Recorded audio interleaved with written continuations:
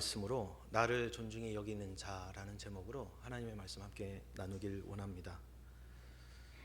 오늘 담임 목사님 말씀을 1, 2부 들으면서 많은 것을 이렇게 생각하게 되었습니다. 먼저는 하나님이 세워주신 부모님을 내가 잘 섬기고 있는가에 대해서 생각해 보게 되었습니다. 용돈을 드리고 선물을 드리는 것이 효도가 아니라 저라는 사람이 이 땅에 이렇게 살아가기까지 부모님의 헌신의 깊이와 경륜의 깊이와 사랑의 깊이를 합당하게 존중하고 있는가 돌아보게 되었고, 제가 부모님을 잘못 섬기고 있는 것이 있다는 것을 알게 되었습니다. 많이 부끄럽지만 말씀 앞에서 다시 시작해야 되겠다 결심하게 되었습니다. 그리고 이 귀한 믿음이, 신앙이 저의 자녀들에게도, 제가 섬기는 동성교회 다음 세대에게도 전수될 수 있도록 최선을 다해야 되겠다, 이렇게 다짐하고 기도하는 시간이었습니다. 여러분들도 그러시죠? 네. 최근에 가톨릭의 새로운 교황이 선출되었습니다. 교황을 뽑는 선거 과정을 콘클라베라고 하는데, 추기경들이 모여서 3분의 2의 득표를 얻어야 선출된다고 합니다. 이번에는 미국 출신의 로버트 프랜시스 프리보스트라는 추기경이 레오 14세로 선출되었습니다. 새로운 교황의 선출에는 많은 사람들이 관심을 가지고 전 세계가 주목을 했는데요, 단순히 교황이라는 위치가 가지는 상징성과 영향력 때문만은 아닌 것 같습니다. 한편으로는 오늘날 진정한 어른을 찾아보기 힘든 참된 지도자를 세우는 것이 정말 어려운 일이라고 많은 사람들이, 또한 세계적인 공감대를 가지고 생각하기 때문이 아닌가 싶습니다. 한번 질문을 드려보고 싶습니다. 정말 사람들의 투표를 통해서 하나님이 기뻐하시는 지도자를 세울 수 있을까요? 교회를 건강하게 세워가고 시대를 아우르는 어른은 어떻게 세워지는 것일까요? 저는 하나님이 개입하시지 않으면 정말 불가능한 일이다, 이렇게 생각합니다.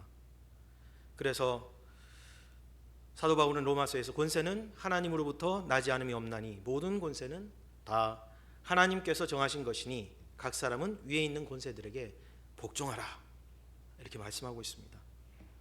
그리고 더욱더 잘 다스리는 장로들은 배나 존경할 자로 알되 말씀과 가르침에 수고하는 이들에게는 더욱 그리할 것이니라고는 말씀을 마음에 새겨야 한다는 것입니다. 세상에서 유명하다고 하나님에게도 유명한 것은 아닙니다. 세상에서 좋다고 하여서 하나님에게도 심히 좋을 수는 없습니다. 여러분, 있을 때 잘해라는 말이 있습니다. 그런데 사람들은 가까이 있을 때는 잘 모르는 것 같습니다. 직분에 걸맞는 신앙과 성품, 실력과 헌신이 실종된 사람들에 관한 이 말씀을 통해서 하나님은 우리에게 말씀해 주실 때가 있는데, 특별히 오늘 본문의 말씀, 엘리 집안에 내린 저주의 말씀을 통하여서 우리가 하나님의 말씀을 잘 듣고 그 말씀을 들은 후 잘 순종하고 그 말씀이 열매 맺기까지 죽기 내기로 기도하고 전도하는 것이 얼마나 중요한 것인지 우리에게 알려주고 있다는 것입니다. 엘리 집안의 저주를 통해 하나님이 우리에게 말씀하시는 것은 무엇일까요? 첫째로, 하나님은 엘리 집안의 저주를 통해 불순종에는 하나님의 심판이 있다는 것을 깨닫게 하신다는 것입니다. 한번 따라해 보겠습니다. 불순종에는 하나님의 심판이 있다. 29절을 읽어보겠습니다. 너희는 어찌하여 내가 내 처소에서 명령한 내 재물과 예물을 밟으며 내 아들들을 나보다 더 중히 여겨 내 백성 이스라엘이 드리는 가장 좋은 것으로 너희들을 살찌게 하느냐? 톨스토이의 소설 안나 까레니나 다음과 같은 문장으로 시작합니다. 행복한 가정은 모두 비슷하게 닮았지만 불행한 가정은 저마다의 이유로 불행하다. 마치 인생의 불행의 원인을 안개 속에 가려져 실체를 알 수 없는 괴물처럼 묘사하고 있지만 사실 하나님은 성경을 통해 명확하게 말씀하십니다. 창세기 3장은 우리의 불행의 원인이 죄에 있다고, 불순종에 있다고 명확하게 밝히고 있는 것입니다. 하나님은 창세기 2장 16, 17절에서 하나님의 피조물로서 인간이 할 수 있는 것과 해서는 안 될 것을 분명하게 말씀하셨습니다. 제가 한번 읽어보겠습니다. 여호와 하나님이 그 사람에게 명하여 이르시되 동산 각종 나무의 열매는 내가 임의로 먹되 선악을 알게 하는 나무의 열매는 먹지 말라. 내가 먹는 날에는 반드시 죽으리라 하시니라. 어린애도 알 수 있는 이 말씀의 본질을 흙탕물처럼 뿌옇게 만들어서 유혹하는 것이 마귀의 역사인 것입니다. 신문이나 통계자를 보면 요즘 부부 이혼의 첫 번째 이유가 경제적인 것이라고 많이 말합니다. 과연 그럴까요? 아닙니다. 돈 때문이 아닌 것입니다. 본질은 우리가 하나님을 하나님으로 존중하지 않기 때문인 것입니다. 엘리 집안에 저주가 내린 이유도 마찬가지입니다. 조상인 아론 때부터 내려오는 하나님의 은혜가 전혀 부족하지 않았습니다. 27절과 28절을 함께 읽어보겠습니다. 너희 조상의 집이 함께 읽어보겠습니다. 너희 조상의 집이 애굽에서 바로의 집에 속하였을 때 내가 그들에게 나타나지 아니하였느냐? 이스라엘 모든 지파 중에서 내가 그를 택하여 내 제사장으로 삼아 그가 내 제단에 올라 분향하며 내 앞에서 에봇을 입게 하지 아니하였느냐? 이스라엘 자손이 드리는 모든 화제를 내가 내 조상의 집에 주지 아니하였느냐라고 말씀합니다. 정말 대한민국에는 목사님들도 많고 세계적으로 유명한 신학자들도 이제는 나오고 있습니다. 이제 먹고 살 걱정을 해야 할 만큼 찢어지게 가난한 것도 아닌데 기독교 인구가 20%가 넘는다고 하는데 정말 우리가 사는 이 세상은 너무나 혼란스럽고 교회가 세상의 손가락질을 받고 제가 이제 건대 사거리에서 전도 티슈를 나눠주면 사람들의 표정이 멀쩡하게 생긴 사람이 왜? 라는 그런 표정으로 저를 바라보게 되는데 그것은 우리가 하나님을 하나님으로 존중하지 않았기 때문이라는 것입니다. 사랑하는 동성애 성도 여러분, 하나님의 말씀을 사랑하십니까? 여호와의 율법을 즐거워하여 그 말씀을 밤낮 노래처럼 흥얼거리고 다니십니까? 대답이 적네요. 세상에 어떤 명예를 준다 해도 하나님의 말씀에 순종하는 것을 더 중요하게 여기십니까?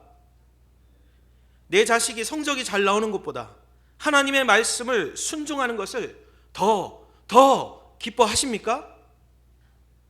점점 아멘이 줄어들고 있습니다. 하나님의 말씀이 내 인생의 가장 중요한 가치, 금과 옥조가 아니라 내 인생에 위로가 필요할 때 잠깐 마음의 평안을 얻을 수 있는 유튜브의 BGM 정도라만 생각한다면 정말 그것은 하나님을 하나님으로 인정하는 것이 아닌 것입니다. 아니, 하나님을 많이 무시하는 태도인 것입니다. 하나님의 말씀은, 주의 말씀은 내 발의 등이요 내 길에 빛이 된다고 말씀하였습니다. 누군가 교회를 다니는 사람들이 이런 얘기를 하는 사람이 있습니다. 교회를 다니는 사람들이 마음에 안 들어서 교회에 대해서 부정적인 생각이 있다. 이런 이야기에 대해서 성도 여러분들은 어떻게 대답하고 싶으십니까? 무슨 얘기를 해줘야 될지 잘 모른다면 하나님의 말씀을 깊이 들여다 보아야 하는 것입니다. 세상에는 두 종류의 사람이 있습니다. 자신이 죄인이라는 것을 인정하지 않는 죄인과 자신이 죄인이라는 것을 인정하는 죄인, 딱 이렇게 두 종류만 있는데, 그래서 교회는 죄인들이 모인 곳입니다. 문제가 없을 수 없습니다. 세상과 간혹 똑같이 보일 때도 있습니다.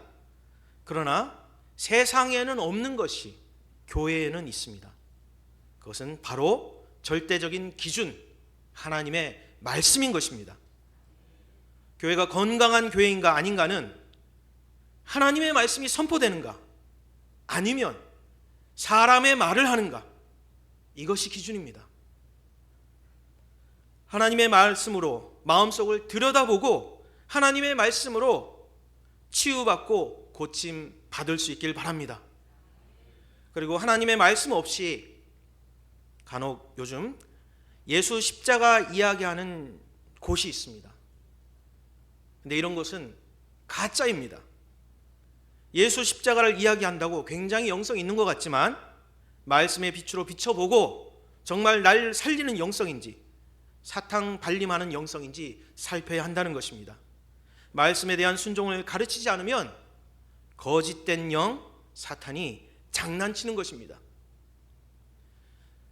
하나님의 말씀이 절대적인 기준인 것입니다. 하나님의 말씀에 불순종하면 반드시 하나님의 저주와 심판이 있습니다. 엘리 집안이 그 증거입니다.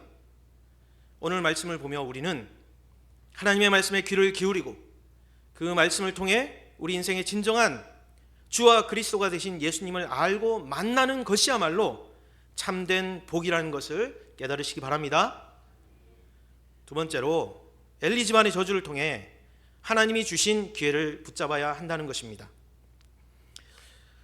30절부터 34절까지의 말씀을 보면 엘리 집안의 저주가 구체적으로 어떻게 나타나는지 나옵니다. 30절 상반절을 제가 읽어보겠습니다. 그러므로 이스라엘의 하나님 나 여호와가 말하노라. 내가 전에 내 집과 내 조상의 집이 내 앞에 영원히 행하리라 하였으나 이제 나 여호와가 말하노니 결단코 그렇게 하지 아니하리라. 우리 속담에 낙숫물이 대도를 뚫는다는 말이 있습니다. 벌써 10년 이상이 지나서 우리의 기억 속에 잊혀져 가고 있지만 2011년 동일본 대지진이 일어났는데 그것은 역사상 태평양 해저 지진 중에서 가장 큰 규모의 지진이었다고 합니다. 그런데 이러한 거대한 지진도 한 번에 일어나는 것이 아니고 한 달 전부터 작은 지진이 1000번 넘게 쌓여서 거대한 쓰나미를 일으키는 대지진이 발생한다는 것입니다. 사무엘상에도 엘리 집안에 대한 경고가 여러 번 나타나고 있습니다. 엘리 집안에 임한 저주와 심판은 하나님이 어느 날 갑자기 충동적으로 하신 것이 아니라 인격적인 관계 속에서 끊임없이 경고하시고 끊임없이 설득하셨지만 그럼에도 불구하고 회개하지 않았던 결과인 것입니다. 31절과 33절을 보면 엘리 집안에 내린 하나님의 심판은 두 가지 특징이 있습니다. 첫째는 죄송한 말씀이지만 노인이 없게 하겠다, 이 말을 두 번이나 반복하고 있습니다. 노인이란 말은 히브리어로 자켄이라고 하는데 이 단어는 단순히 나이 많은 사람을 말하는 것이 아니라 공동체를 책임지고 이끌어가는 지도자, 어른을 말하는 것입니다. 여러분, 어른이 없으면 과연 그 사회가 건강한 것일까요? 어른다운 어른이 없으면 없는 그런 공동체, 과연 안전한 것일까요? 어른의 역할을 하지 못하는 가문, 어른을 길러내지 못하는 가문은 망해가는 가문인 것입니다. 사회와 교회에 참다운 어른을 세우지 못하는 교회는 망해가는 교회인 것입니다. 마땅히 어른의 역할을 하라고 엘리 집안을 세웠는데 그 역할을 하지 않아서 가정이, 교회가, 나라가 엉망이 되었으니 엘리 집안을 그 자리에서 끌어내리는 것입니다. 32절에 내 초소, 33절에 내 제단, 하나님의 지성소를 말하는데요, 엘리 집안 사람이 하나님의 지성소에 얼씬거리지 못하도록 내쫓는 것입니다. 엘리 집안의 심판은 더 많은 생명을 구원하고자 하시는 하나님의 뜨거운 사랑 때문인 것입니다. 둘째로 엘리 집안에 내리는 하나님의 심판 두 번째 특징은 다음 세대가 무너지는 것입니다. 31절에 팔이란 단어가 나오는데 힘과 권세를 뜻합니다. 그런데 이 팔이란 단어는 히브리어로 제로아라고 발음할 수 있습니다. 그런데 후손 다음 세대를 뜻하는 히브리어가 제라입니다. 그러니까 제로아하고 제라는 발음이 비슷한 것입니다. 그래서 후손을 끊어서 그 힘을 약하게 만들겠다는 말입니다. 33절에도 보면 출산되는 모든 자가 젊어서 죽으리라고 말합니다. 자식들은 여호와의 기업이요 태의 열매는 그의 상급이로다. 젊은 자의 자식은 장사의 수중에 화살 같으니 이것이 그의 화살통에 가득한 자는 복되도다 고 말씀합니다. 한 집안이 한 나라의 대제사장직을 자손 대대로 맡았다는 것은 그 나라의 정치, 경제, 사회, 문화, 예술 모든 분야에서 그 집안에 영향력이 미치지 않는 것이 없다고 봐야 합니다. 엘리 집안은 비록 타락하고 부패했지만 사사기 이스라엘 사회를 떠받치는 기둥이었습니다. 엘리 집안이 갑자기 사라진다는 것은 이스라엘 사회가 완전히 무너지는 것을 뜻했습니다. 그렇다면 하나님의 편에서 엘리 집안의 잘못에 대해서는 심판하시면서 하나님 나라를 보존하고 하나님의 백성을 구원할 하나님의 방법은 무엇이었을까요? 그것은 믿음의 다음 세대를 일으키는 것이었습니다. 엘리 집안의 다음 세대들은 그 후에 이상하게도 잘못된 선택으로 구원 역사의 핵심적인 자리에서 밀려나고 맙니다. 그러나 그 빈자리를 하나님의 말씀을 즐거워하고 하나님의 말씀 순종하기를 기뻐하는 믿음을 가진 젊은이들로 채워가도록 하신 것입니다. 먼저 26절을 읽어보겠습니다. 아이 사무엘이 점점 자라매 여호와와 사람들에게 은총을 더욱 받더라. 그리고 오늘의 본문 35절을 읽어보겠습니다. 내가 나를 위하여 충실한 제사장을 일으키리니 그 사람은 내 마음 내 뜻대로 행할 것이라. 내가 그를 위하여 견고한 집을 세우리니 그가 나의 기름 부음을 받은 자 앞에서 영구히 행하리라. 특별히 35절 말씀에서 충실한 제사장 할 때 이 충실한이란 말은 또한 견고한 집이라고 할 때 이 견고한이라는 말은 둘 다 어원이 아멘입니다. 충실하다는 것, 충성스럽다는 것은 무엇입니까? 사람에게 충성하는 것입니까? 그렇지 않습니다. 하나님의 말씀에 아멘으로 대답하는 것입니다. 자기의 문안 성정을 다스리고 하나님의 말씀에 아멘으로 순종하는 것입니다. 그리고 룻기 4장 21절 22절을 제가 읽어보겠습니다. 살몬은 보아스를 낳았고 보아스는 오벳을 낳았고 오벳은 이새를 낳고 이새는 다윗을 낳았더라. 26절에 사무엘은 선지자였습니다. 35절에 충실한 제사장, 주로 사독계열의 대제사장을 말한다고 해석합니다. 그리고 룻기 4장 21절 22절은 다윗 왕의 계보로 룻기가 마치고 있습니다. 엘리 제사장은 자신의 연약함으로 사사로서 대제사장으로서 자신의 직분을 제대로 감당하지 못했습니다. 그러나 우리 하나님은 하나님 백성의 구원의 역사를 위해서 하나님의 마음에 합한 선지자, 대제사장, 왕을 준비하고 계신 것입니다. 이런 하나님은 결국 가장 완전한 선지자요 대제사장이신 왕이신 예수님을 준비하시고 예수님을 보내주셨습니다. 할렐루야. 정말 교회를 다니면서 바보 같은 사람들이 있는데 그것은 어차피 나는 구원받았으니까 교회는 적당히 다니면서 내가 하고 싶은 대로 살자 이렇게 말하는 사람들입니다. 정말 얼마나 불쌍한 사람들인지 모릅니다. 나와 우리의 구원을 위해서 하나님의 자녀로서 우리에게 복 주시기 위해서 이렇게 완벽하게 치밀하게 온전한 사랑으로 우리를 인도하시는 하나님을 우리가 믿고 있다면 어떻게 하겠습니까? 자신의 인생을 하나님께 드리게 되는 것입니다. 사무엘처럼 교회에서 눌러 살면서 말씀과 기도로 최고의 예배를 준비하게 될 것입니다. 사도계의 대제사장들처럼 세상 사람들이 다 그릇 행하고 교회를 떠나도 주님의 몸된 교회를 지키고 보존하기 위해 자신의 가장 귀한 옥합을 깰 것입니다. 다윗처럼 주님이 기뻐하시는 일이라면 목숨이 경각에 달려도 물불을 가리지 않고 덤빌 것입니다. 엘리 집안이 무너지기 전에 사무엘은, 사독은, 다윗은 무명의 아주 보잘것없는 사람들이요 그런 가문의 출신들입니다.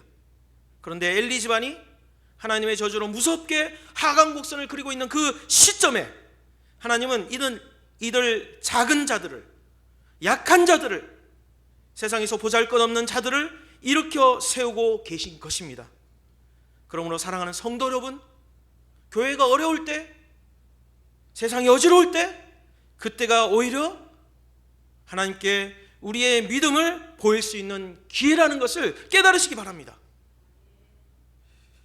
마지막으로 엘리 집안의 저주는 우리에게 진정 하나님을 존중한다는 말의 의미를 생각해 보게 합니다. 30절 후반부를 제가 읽어보겠습니다. 나를 존중히 여기는 자를 내가 존중히 여기고 나를 멸시하는 자를 내가 경멸하리라. 사랑하는 동성애 성도 여러분, 여쭤보겠습니다. 도대체 하나님을 존중한다는 것이 무엇일까요? 아무것도 부족함이 없으신 하나님께서 왜 말씀도 잘 듣지 않는 우리에게 당신을 존중하라고 간곡하게 반복해서 말씀하시는 것일까요? 우리가 하나님을 존중한다고 하나님이 한 뼘 더 위대해지신다거나 우리가 하나님을 존중하지 않을 때 하나님의 영광의 빛이 바래지는 우리가 믿는 하나님은 그런 분이십니까? 아닙니다. 하나님이 우리더러 하나님을 하나님으로 인정하고 존중하라고 하신 이유는 그것이 우리의 복이기 때문입니다. 그것이 우리 인생의 목적이기 때문입니다. 에릭 리들이라는 분이 있습니다. 영국 선교사 자녀로 태어나 중국에서 어린 시절을 보냈습니다. 운동에 타고난 재능을 보여 나중에 영국 육상에서 국가대표가 되었습니다. 영국 대표로 1924년 제8회 파리올림픽에 금메달 후보였는데 100m 결승 경기가 주일날 열린다는 것을 알았습니다. 그러니까 에릭 리들은 저는 주일에는 뛰지 않습니다.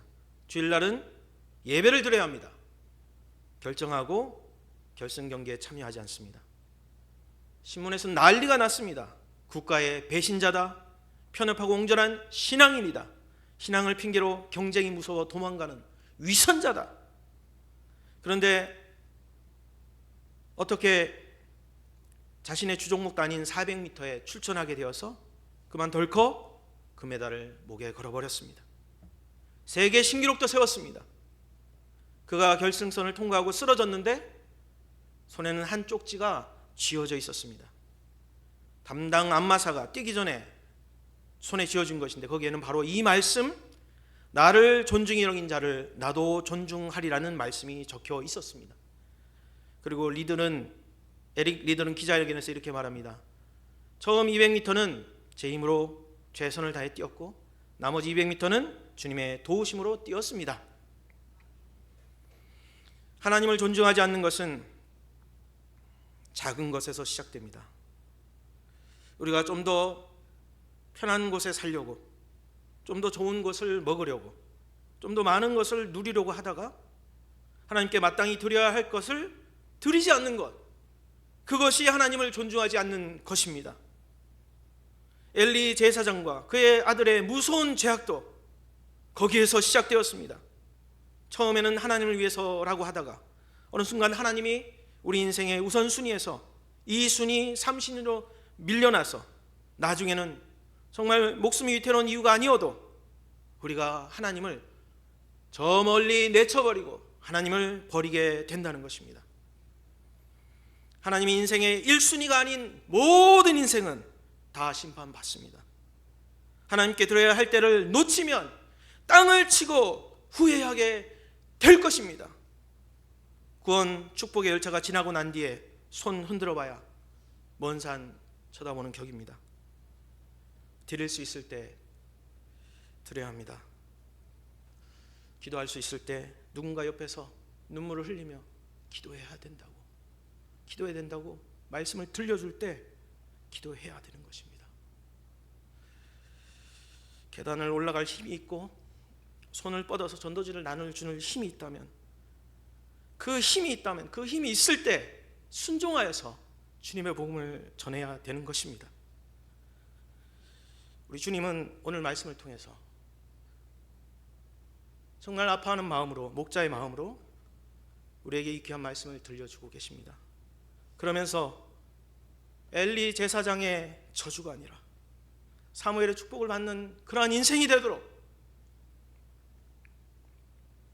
하나님께서 우리 인생을 경종 깨우고 계신 것입니다. 오늘 이 말씀을 함께 나눈 모든 우리 동성애 성도님들에게 이런 하나님의 깨닫게 하시고 또 믿음으로 하나님의 말씀을 보고 기도하며 전도하고 순종하는 은혜가 있길 주님의 이름으로 기도합니다. 기도하겠습니다. 사랑이 많으신 하나님 아버지, 참으로 감사합니다. 우리에게 들을